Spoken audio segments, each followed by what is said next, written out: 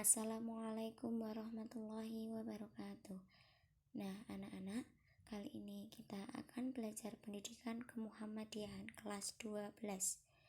Sebelum memulai pembelajaran, alangkah baiknya membaca basmalah bersama-sama. Bismillahirrahmanirrahim. Nah, kali ini kita akan masuk materi tentang Hitoh Perjuangan Muhammadiyah. Nah, apa itu hitoh? Hitoh secara bahasa Arab yaitu hitotun, yang berarti garis atau langkah. Nah, secara bahasa hitoh itu artinya garis besar atau langkah persyarikatan Muhammadiyah. Sedangkan hitoh menurut istilah adalah pedoman, kebijakan, arahan, atau langkah-langkah Muhammadiyah untuk mewujudkan keyakinan dan cita-cita perjuangannya. Nah, sejak Muhammadiyah itu berdiri, yaitu dari tahun 1912 sampai sekarang ini, Muhammadiyah itu telah berhasil menetapkan beberapa hitoh.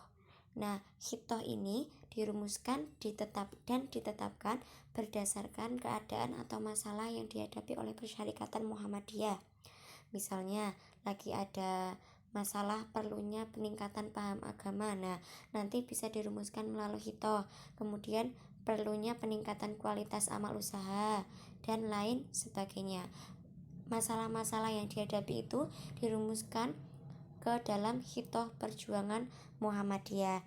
Nah, konsep hitoh ini dimulai sejak muktamar di Palembang yang ke-30. Konsep hitoh perjuangan di Muhammadiyah ini dikenal sejak muktamar di Palembang pada tahun 1956 sampai 1959. Nah, kemudian pada muktamar ke-37 tahun 1968, Muhammadiyah ini menggagas konsep hitoh yang memiliki beberapa makna, yakni sebagai berikut. Yang pertama, hitoh itu adalah suatu garis perjuangan, yakni teori, metode, strategi, taktik, dan perjuangan Muhammadiyah. Kemudian, hitoh itu adalah suatu pemikiran untuk melaksanakan perjuangan atau keyakinan hidup Muhammadiyah. Nah, macam-macam hitoh sendiri yang telah dirumuskan diantaranya yang pertama, 12 langkah Muhammadiyah. Yang kedua, hitoh Palembang. Kemudian hitoh Ponorogo. Selanjutnya, hitoh Ujung Pandang, hitoh Surabaya, dan hitoh Denpasar. Nama-nama hitoh ini berasal dari mana? Nama-nama hitoh ini berasal dari di mana dia dirumuskan. Sebenarnya semuanya namanya hitoh perjuangan, namun untuk membedakan satu sama lain karena berbeda tempat pasti berbeda pembahasan, maka biasanya disebut sesuai di mana dia dirumuskan. Misal kalau di Ponorogo ya namanya hitoh Ponorogo, kalau di Denpasar ya hitoh Denpasar. Nah, yang akan kita pelajari sekarang adalah tentang 12 langkah Muhammadiyah. Nah, 12 langkah Muhammadiyah ini atau biasa disebut langkah Muhammadiyah dirumuskan pada masa kepemimpinannya Kiai Haji Mas Mansur. Nah, pada dasarnya 12 langkah Muhammadiyah ini hanya diperuntukkan untuk pimpinan wilayah Muhammadiyah di Indonesia. Nah, kemudian perumusan 12 langkah Muhammadiyah ini dilatar belakangi atas atau oleh perenungan Mas Mansur bahwa Muhammadiyah ini adalah gerakan Islam. Nah, jadi warga Muhammadiyah maupun pimpinan Muhammadiyah pada umumnya dapat memahami bahwa Islam itu adalah satu-satunya ajaran hidup dan penekanan paham Islam dalam Muhammadiyah itu harus diamalkan dalam sehari-hari, tidak hanya dipelajari namun harus diamalkan. Nah, isi dari 12 langkah Muhammadiyah ini diantaranya yang pertama, memperdalam masuknya iman. Kemudian yang kedua memperluas paham agama, yang ketiga memperbuah budi pekerti, yang keempat menuntun amalan intikot, yang kelima menguatkan persatuan, yang keenam menegakkan keadilan, yang ketujuh melakukan kebijaksanaan, kemudian yang kedelapan menguatkan majelis tanwir, kesembilan mengadakan konferensi bagian, yang nomor 10 memusyawarahkan putusan, kemudian nomor 11 mengawaskan gerakan jalan, dan yang terakhir mempersambungkan gerakan jalan. Nanti akan kita bahas satu persatu. Kemudian di sini 12 langkah Muhammadiyah ini telah dikelompokkan menjadi dua, yaitu langkah ilmi dan langkah amali. Nah, yang pertama langkah ilmi. Langkah ilmi itu adalah langkah-langkah yang pengerjaannya atau pengamalannya harus berupa penjelasan, harus banyak penjelasan sebelum dilaksanakan supaya tidak salah. Sedangkan kalau langkah amali itu tidak usah banyak penjelasan, tapi bisa langsung diamalkan. Nah, sekarang kita akan menguraikan tadi langkah 12 secara satu persatu. Yang pertama adalah memperdalam masuknya iman. Sebelum itu kita harus paham artinya iman. Iman itu adalah pembenaran dalam hati atau bisa disebut mempercayai dengan hati, diucapkan dengan lisan, dan diamalkan dengan perbuatan. Itu adalah iman.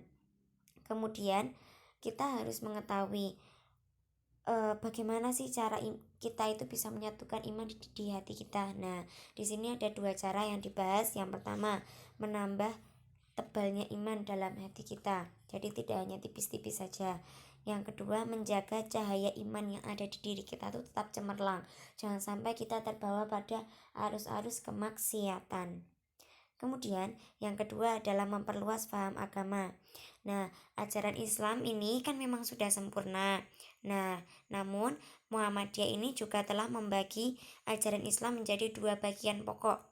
Yang pertama, ajaran Islam, agama Islam yang berhubungan tentang kepercayaan atau ini.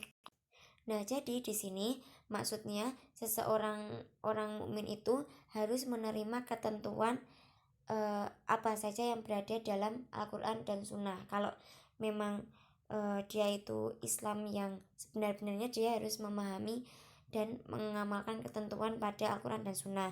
Yang kedua, seseorang diperbolehkan memperluas paham agama dengan kias atau analogi. Nah, seseorang itu memiliki hak untuk memperluas agamanya. Kemudian yang ketiga, memperbuah budi pekerti. Rasulullah itu telah diutus ke muka bumi untuk menyempurnakan budi pekerti yang mulia. Nah, jadi di sini itu budi pekerti itu sangat penting dan sangat tinggi. Bahkan di hadapan Allah, akhlak mulia ini mampu menjunjung hambanya ke tingkatan dan ke derajat yang lebih tinggi. Selanjutnya, menuntun amalan intikot. Intikot itu apa sih? Intikot itu adalah mengoreksi kesalahan atau kekurangan diri sendiri yang kemudian melakukan perbaikan pada masa kedepannya. Itu adalah intikot, hampir sama seperti bermuhasabah, mengoreksi kesalahan-kesalahan kita. Kemudian menguatkan persatuan. Nah, di sini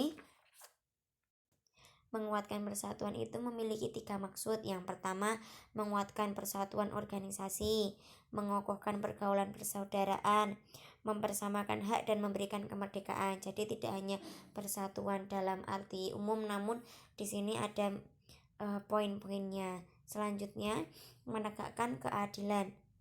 Nah, prinsip untuk menegakkan keadilan itu tidak hanya dalam Pancasila yang seperti kita tahu, namun dalam Al-Quran pun juga pasti telah diterangkan. Contohnya dalam Quran surat An-Nisa ayat 135, yang mana di sini ditegaskan bahwa yang pertama, dalam menegakkan keadilan harus selalu bersandar pada hukum Allah, yaitu Al-Quran dan hadis, dan bersaksi hanya karena Allah. Kemudian dalam menegakkan keadilan tidak boleh berat sebelah, tidak pandang bulu. Jadi semuanya sama, harus diperlakukan secara sama.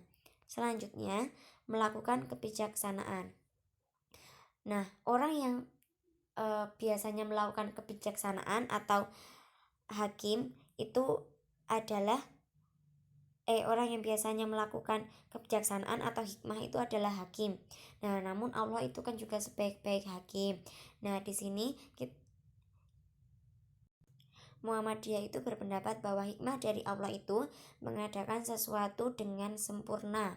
Allah itu sudah menciptakan sesuatu dan membuat sesuatu itu secara sempurna. Sedangkan hikmahnya manusia itu adalah melakukan apa yang sudah ditetapkan tersebut. Kemudian menguatkan majelis tanwir. Nah, majelis itu merupakan unsur pembantu pimpinan dalam Muhammadiyah, sedangkan tanwir itu adalah permusyawaratan tertinggi di Muhammadiyah setelah musyawarah cabang, musyawarah daerah, musyawarah wilayah. Nah, kemudian ada yang namanya tanwir. Nah, di sini majelis tanwir ini perlu diperteguh dan diatur sebaik-baiknya agar dapat memberikan pengaruh nyata baik bagi internal maupun eksternal Muhammadiyah. Kemudian mengadakan konferensi bagian. Nah, di sini juga merupakan unsur pembantu pimpinan juga. Nah, di sini terbagi menjadi dua. Yang pertama majelis dan yang kedua itu adalah lembaga. Kalau majelis itu berfungsi sebagai pelaksana tugas pokok persyarikatan, sedangkan lembaga itu berfungsi untuk melaksanakan sebagian tugas pendukung persyarikatan. Kalau majelis itu tugas pokoknya, kalau lembaga itu tugas pendukung. Nah, di sini keduanya perlu melakukan pertemuan khusus atau konferensi dan diselenggarakan secara berkelanjutan untuk merumuskan atau menetapkan garis kebijakan atau langkah strategis. Nah, itu yang dimaksud mengadakan konferensi. Yang mengadakan itu adalah majelis dan lembaga. Kemudian setelah diadakan, selanjutnya adalah memusyawarahkan putusan. Nah, dalam Muhammadiyah, permusyawarahan itu dibagi menjadi dua, yakni legislatif dan teknis. Nah, di sini setiap keputusan yang diambil dalam permusyawarahan itu harus dilakukan. Setiap keputusan yang akan diambil oleh Muhammadiyah itu harus dilakukan melalui musyawarah. Nah, selanjutnya itu adalah mengawaskan gerakan jalan. Mengawaskan gerakan jalan berarti selalu melakukan evaluasi terhadap program kerja, amal usaha, dan kegiatan persyarikatan. Selalu dievaluasi apa yang kurang dan diperbaiki. Kemudian yang terakhir, mempersambungkan gerakan jalan. Nah, maksud mempersambungkan gerakan jalan itu adalah upaya memperluas gerakan persyarikatan dengan menjalin kerjasama dan membuka jaringan kerjasama tanpa meninggalkan prinsip-prinsip dan garis kebijakan organisasi. Dan jadi memperluas gerakan Muhammadiyah dalam berdakwah. Baik, mungkin itu yang disampaikan, semoga bisa dipahami. Silakan jika belum paham bisa diulang videonya dan ditanyakan. Saya akhiri baca hamdalah bersama-sama dulu. Alhamdulillahirabbil alamin. Wassalamualaikum warahmatullahi wabarakatuh.